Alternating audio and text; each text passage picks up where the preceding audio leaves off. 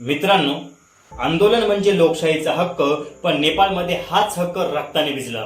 Gen Z आंदोलनात हजारो तरुण एकत्र आले. मागणी होती भ्रष्टाचार थांबवा, आम्हाला रोजगार द्या, सोशल मीडिया बंद हटवा. पण सरकारने उत्तर दिलं गोळ्यांनी. ह्युमन राईट्स वॉचच्या अहवालानुसार पोलिसांनी थेट लाईव्ह बुलेट्स वापरल्या, छातीवर डोक्यावर गोळ्या झाडल्या गेल्या. किमान 19 जणांचा मृत्यू झाला आणि त्यात विद्यार्थी, अगदी अल्पवयीन मुलांचाही समावेश होता. हा प्रसंग लोकांच्या जखमीवर मीठ सोडणारा ठरला, कारण आंदोलनकर्त्यांनी प्रश्न विचारले, आम्ही आमच्या भविष्याची मागणी केली आणि सरकारने आमच्या मुलांचं भविष्य हिरावून घेतलं.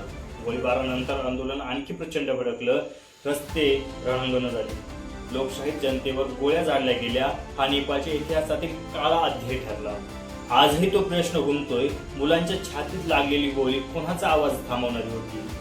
आणि हाच प्रश्न उद्या जगाच्या कानावरही पडणार आहे.